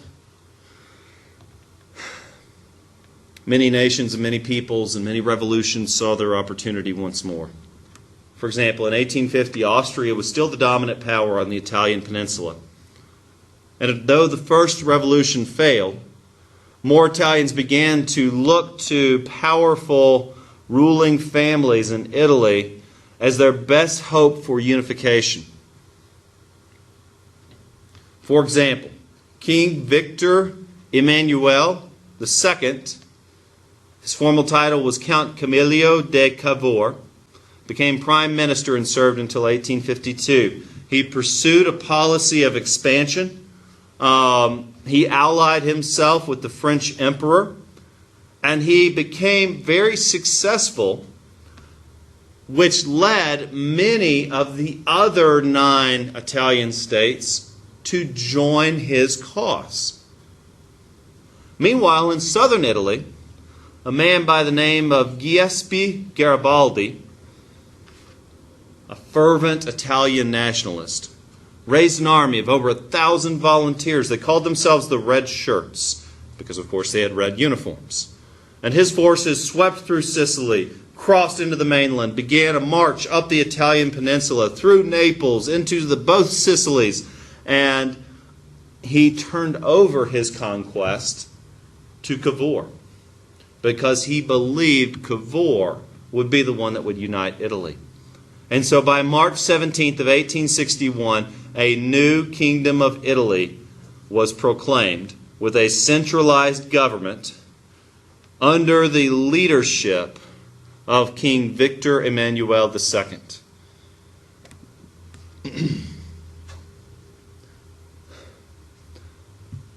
But Italy was not entirely unified by that time. You see, Venetia was still under the control of Austria. And the Italian army eventually annexed the city of Rome, and this became the new capital of a united Italian state.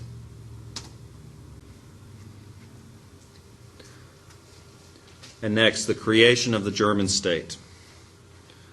Perhaps one of the most important names you need to know in the creation of the German state is Otto von Bismarck. Ruler of Prussia, advocate of realpolitik, meaning that he believed that power was advanced by iron and blood. Realpolitik means that for a leader to be successful, they must be willing to do evil. Straight out of Machiavelli's The Prince. I don't know if you've ever read that, but he suggested in his famous work, The Prince, worth reading, it's short if nothing else, that a leader must try to be good, but must be prepared to do evil when necessary. And that concept is now called realpolitik. Now, when the first attempt at German unification failed, Germans increasingly looked to Prussia, the most powerful of the German states, in the cause of unification. Prussia was powerful. It was prosperous. They had legendary mercenaries, and they were a powerful fighting force. In 1862, King William I appointed a new prime minister, Otto von Bismarck.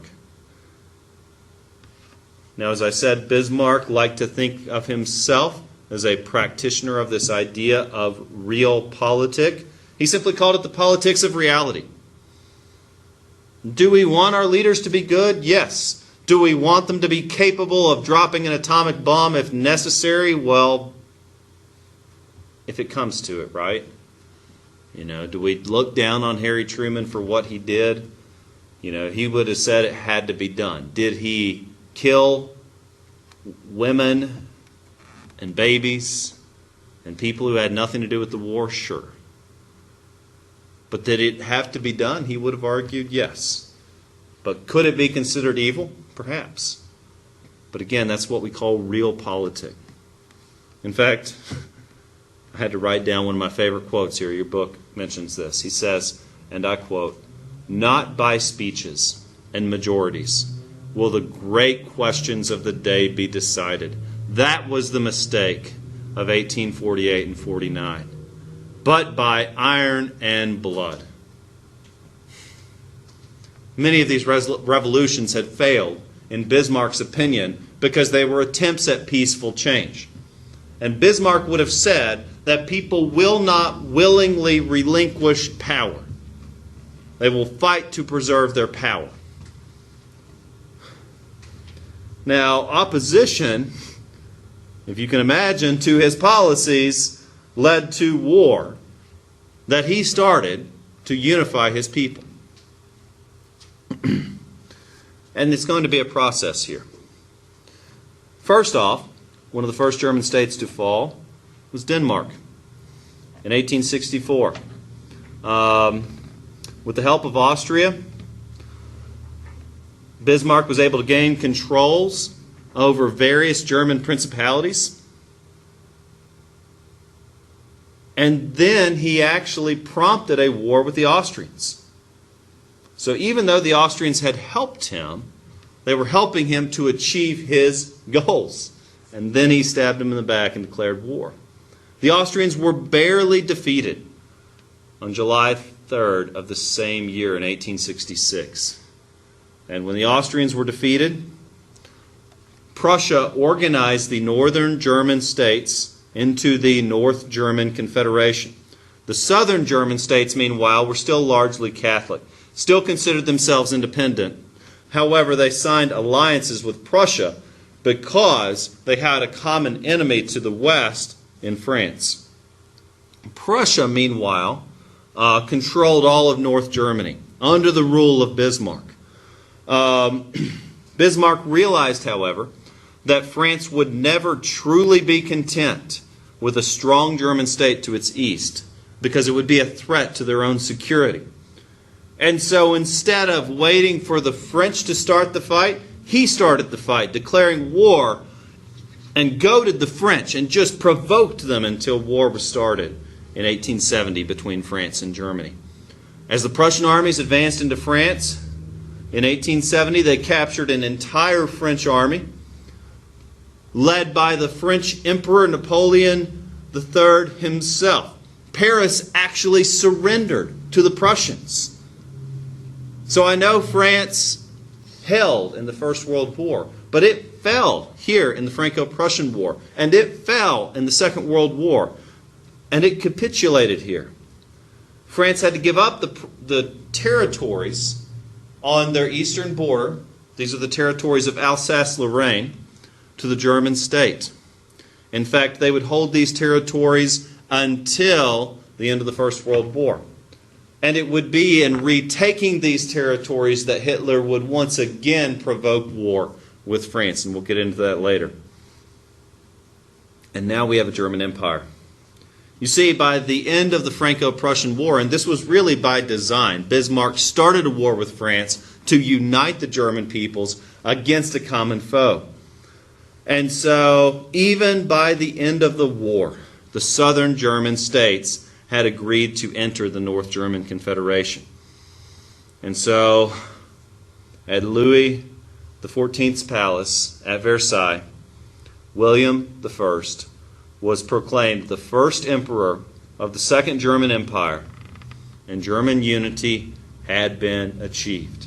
And it was once said that Germany was born from the shot of a cannon, and I could find no better description because it was a war that began Germany, and it would be a war that would lead to its end not too long from now.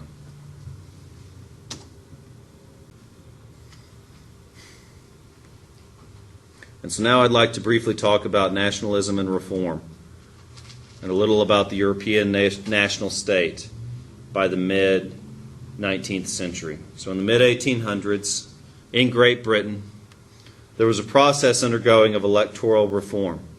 Unlike nations on the continent, Great Britain had managed to avoid much of the bloodshed of the second part of the 1800s. In fact, throughout the early part of the century, Great Britain was governed by its wealthy, aristocratic, landowning classes. They dominated the government, and they believed that stability and conservatism were necessary to the survival of their state. However, by 1832, so that they could avoid turmoil like what was seen on the continent, Parliament passed a reform bill. And the purpose of this was to increase the number of male voters, primarily by adding members of the industrial class and by allowing the industrial middle class to join the ruling parties in Britain. Britain managed to avoid many of the bloody revolutions of 1848 by simply giving the people what they wanted. Now, throughout the 1850s and 60s, this British liberal parliamentary system made many social and political reforms that enabled the country to remain stable. So whereas Western European nations were falling apart because they attempted to keep the poor and the revolutionaries suppressed, Britain opened up the doors and let them in and said, good idea. And they maintained a peaceful, stable, slow process of reform by allowing many of the concessions that people were demanding. Another reason for Britain's stability, let's be honest, was that it was continuing to grow economically. Because, let's think of the other side, another of the big reasons for the revolutions and the violence that we were seeing was the rampant poverty of the lower classes. In fact, around 1850, middle-class prosperity eventually began to bleed down to the working poor. Actual wages for workers increased more than 25% from 1850 to 1870. That means that the actual standard of living went up 25%. Guys, even with my little raises that I look forward to each year, I'm not getting 25% more than when I began my career 10 years ago. I might be lucky to see a 25% increase in my salary by the time I retire. If I'm getting a 25% increase in my standard of living over a sustained period of time, I'm not picking up pitchforks and torches.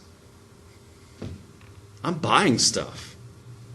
I'm treating my family to nice things. I'm taking vacations. I'm living the good life. I'm not going to be picking up my pitchfork and my torch and fighting people because I'm happy. And so Britain, fortunately for them, did not experience much of this bloodshed that we saw. And still they managed to maintain the sense of national pride. And so the national movement in Britain was more of a positive thing. But now on to France. France has had their share of troubles, from the French Revolution and the guillotine to the rise of Napoleon to the collapse of Napoleon to this new second revolution to a new monarchy and a new emperor. So 4 years after Napoleon III was elected president, he had restored his authoritarian empire. In fact, by 1852, he had assumed the title of emperor. And within the first 5 years of his reign, he was incredibly successful. Like his predecessor, Napoleon Bonaparte, he took steps to expand industrial growth. He offered government subsidies to the construction of railroads and transportation. In fact, during his reign, the main major French railway lines were completed. He also undertook a vast infrastructure reconstruction project throughout the city of Paris. So this guy was, an authoritarian, tyrant, dictator, whatever, created jobs. And so people loved him. He created jobs. He built infrastructure. He improved transportation. So he did believe that he was this enlightened despot. However, in the 1860s, opposition to his rule began to mount. People began to complain that what they had sought about to create was a democracy, and by giving people what they wanted, he was taking away democracy, and they weren't noticing. So they began to complain. And so in order to maintain his power, he began to take steps to liberalize his regime. For example, he created the legislative corps. The purpose of this was to include elected representatives in debates over matters of the budget. These policies did work initially. In fact, in May of 1870, there was a movement to accept perhaps even a new constitution that might even have moved France further towards a democracy. However, this triumph was short-lived. When France went to war with Russia, this brought Napoleon III's ouster to power, who declared a republic. Though nationalism was a major force in 19th century Europe, one of the most powerful states, the Austrian Empire, didn't actually give their people the right of self-determination.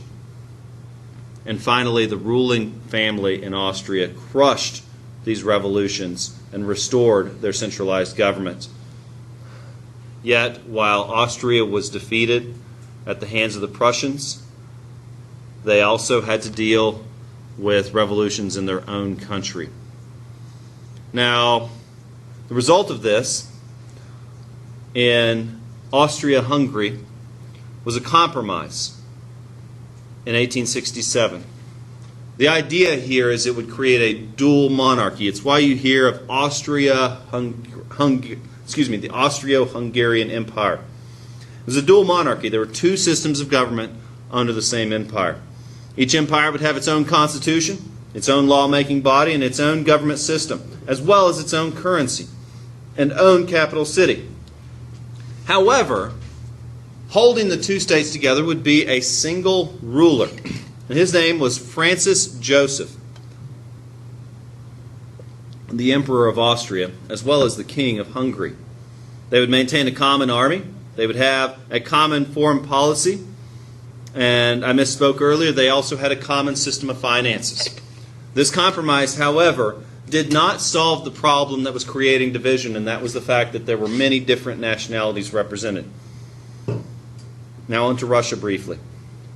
At the beginning of the 19th century, Russia was an overwhelmingly rural and agricultural backward state ruled by an autocrat or someone with absolute control. The Russian imperial autocracy was based on a powerful army, a dangerous and scary secret police which repressed any contrary thoughts, any thoughts that might resist the empire. But after their defeat in the Crimean War, many people began to realize that Russia was falling hopelessly behind, and so Tsar Alexander II decided to make some serious reforms. For example, serfdom was eventually abolished. Peasants would now be free to own property and marry as they choose. However, peasants soon found that they could not afford the land that they were now free to buy. So that's a different problem. And the peasants weren't entirely free, even though they were, quote, emancipated. For example, the states compensated the landowners for the land that had been given to peasants, but peasants had to repay the state. And to ensure that these payments were made, peasants could be subjected to the authority of their mir, or village, which was collectively responsible for payments to the government. And since these communes were responsible for the payments, they were often reluctant to allow peasants to do anything but work on the farms. And so emancipation then led not to actual free land-owning peasants. It really led to unhappy, half-starved peasants that were living basically the same way they were. And so while the first part of this chapter talks about some of these exciting ideas, when they were put into practice, we often see them fail to take off. And unfortunately, the latter part of the 1800s that we'll get into at a later time were more dark and scary things leading up to global conflict. Now, the European state from 1871 to 1914. Throughout much of Europe, by 1870, the national state had become the focus of people's loyalties. Only in Russia and Eastern Europe, in Austria-Hungary and Ireland, did national groups still struggle for independence. So within the major European states, considerable progress was made in achieving such liberal practices as constitutions and parliaments. But it was largely in Western European states that mass politics became a reality. Reforms encouraged the expansion of political democracy through voting rights for men and the creation of mass political parties. At the same time, however, similar reforms were strongly resisted in parts of Europe where the old political forces remained strong. So in Western Europe, the growth of political democracy. In Great Britain, there were liberals and conservatives. And by 1871, Great Britain had a functioning two-party parliamentary system. For the next 50 years, liberals and conservatives alternated in power. Both parties were dominated by aristocratic landowners and upper-class, middle-class business people. There was almost total suffrage. The parties competed in passing laws that expanded the right to vote. By 1918, all males over 21 and women over 30 could vote. Political democracy was soon accompanied by social welfare measures for the working class. And in the Labor Party, the growth of trade unions, which advocated more radical economic change, and the emergence in 1900 of the Labor Party, which dedicated itself to workers' interests, caused the liberals, who held the government from 1906 to 1914, to realize that they would have to create a program of social welfare or lose the workers' support. Therefore, they voted for a series of social reforms. And then the National Insurance Act. The National Insurance Act of 1911 provided benefits for workers in case of sickness and unemployment. Additional legislation provided a small pension for those over 70. Although both the benefits and the tax increase were modest, they were the first hesitant steps toward the future British welfare state. And then France's Third Republic. In France, the confusion that ensued after the collapse of the Second Empire finally ended in 1875 when an improvised constitution established the Third Republic, which lasted 65 years. France's parliamentary system was weak, however, because the existence of a dozen political parties forced the premier to depend on a coalition of parties to stay in power. The Third Republic was notorious for its changes of government. Nevertheless, by 1914, the Third Republic commanded the loyalty of most French people.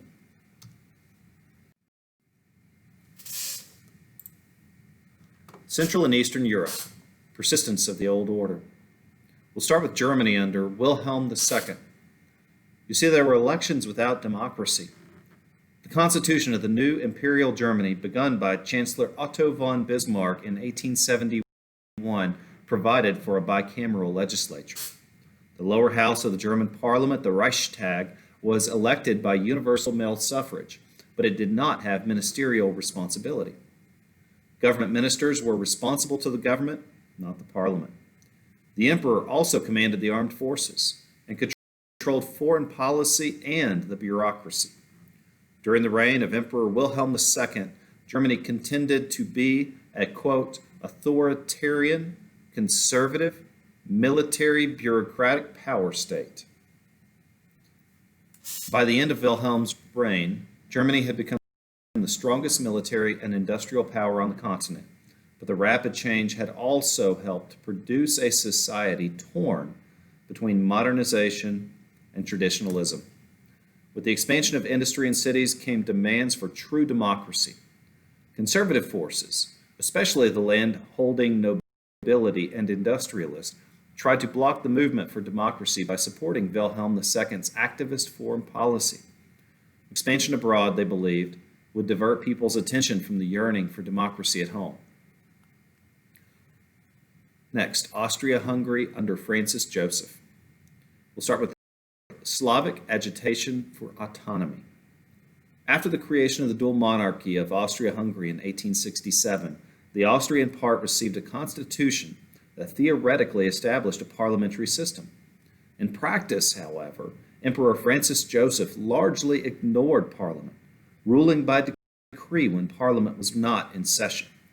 The problem of the various nationalities also remained unsolved. The German minority that governed Austria felt increasingly threatened by the Czechs, the Poles, and other Slavic groups within the empire. Their agitation in the Parliament for autonomy led prime ministers after 1900 to ignore the Parliament and rely increasingly on imperial decrees to govern. And lastly, Russia, after Alexander II. And we'll start with the Revolution of 1905 and the Duma. In Russia, the assassination of Alexander II in 1881 convinced his son and successor, Alexander III, that reform had been a mistake, and he lost no time in persecuting both reformers and revolutionaries. When Alexander III died, his weak son and successor, Nicholas II, began his rule with his father's conviction that the absolute power of the czars should be preserved. And I quote, "I shall maintain the principle of autocracy just as firmly and unflinchingly as did my unforgettable father." But conditions were changing. Industrialization progressed rapidly in Russia after 1890, and with industrialization came factories, an industrial working class, and the development of socialist parties, including the Marxist Social Democratic Party and the Social Revolutionaries. Although repression forced both parties to go underground, the growing opposition to the regime finally exploded into revolution in 1905. The defeat of the Russians by the Japanese in 1904 to 1905 encouraged anti-government groups to rebel against the Tsarist regime. Nicholas II granted civil liberties and created a legislative assembly called the Duma, which were elected directly by broad franchise. But real constitutional monarchy proved short-lived. By 1907, the Tsar had curtailed the power of the Duma and relied again on the army and bureaucracy to rule Russia. International rivalries and the winds of war. The Triple Entente, Britain, France, and Russia. Between 1871 and 1914, Europe was mostly at peace. Wars did occur, including wars of conquest in the non-Western world, but none involved the great powers. Bismarck had realized in 1871 that the emergence of a unified Germany as the most powerful state on the continent had upset the balance of power established at Vienna in 1815. Fearful of a possible anti-German alliance between France and Russia, and possibly even Austria, Bismarck made a defensive alliance with Austria in 1879. 3 years later, this alliance was enlarged with the addition of Italy, angry with the French over conflicting colonial ambitions in North Africa. The Triple Alliance of 1882, Germany, Austria-Hungary, and Italy, committed the three powers to a defensive alliance against France. At the same time, Bismarck maintained a separate treaty with Russia. Secondly, the Dual Alliance, Germany and Austria. When Emperor Wilhelm cashiered Bismarck in 1890 and took over the direction of Germany's foreign policy, he embarked on an activist foreign policy dedicated to enhancing German power by finding, as he put it, Germany's rightful place in the sun. One of his changes in Bismarck's foreign policy was to drop the treaty with Russia, which he viewed as being at odds with Germany's alliance with Austria. The ending of the alliance brought France and Russia together, and in 1894, the two powers concluded a military alliance. During the next 10 years, German policies caused the British to draw closer to France. And by 1900, an alliance of Great Britain, France, and Russia, known as the Triple Entente, stood opposed to the Triple Alliance of Germany, Austria-Hungary, and Italy. Europe became divided into two opposing camps that became more and more inflexible and unwilling to compromise. A series of crises in the Balkans between 1908 and 1913 set the stage for World War I. So this crisis in the Balkans, Bosnia-Herzegovina in 1908. During the 19th century, the Balkan princes of the Ottoman Empire had gradually gained their freedom, although the rivalry between Austria and Russia complicated the process. By 1878, Greece, Serbia, Romania, and Montenegro had become independent. Bulgaria, though not totally independent, was allowed to operate autonomously under Russian protection. Bosnia and Herzegovina were placed under Austrian protection. Austria could occupy but not annex them. Nevertheless, in 1908, Austria did annex the two Slavic-speaking territories. Serbia was outraged because the annexation dashed the Serbs' hopes of creating a large Serbian kingdom that would unite most of the southern Slavs. The Russians, as protectors of their former Slavs, supported the Serbs and opposed Austrian action. Backed by the Russians, the Serbs prepared for war against Austria. At this point, Wilhelm II intervened and demanded that the Russians accept Austria's annexation of Bosnia and Herzegovina, or face war with Germany. Weakened from their defeat in the Russo-Japanese War in 1904 to 1905, the Russians backed down, but they vowed revenge. And now the Balkan Wars, 1912 to 1913. Two wars between the Balkan states in 1912 and 1913 further embittered the inhabitants of the region and generated more tensions among the great powers. Serbia's desire to create a large Serbian kingdom remained unfulfilled.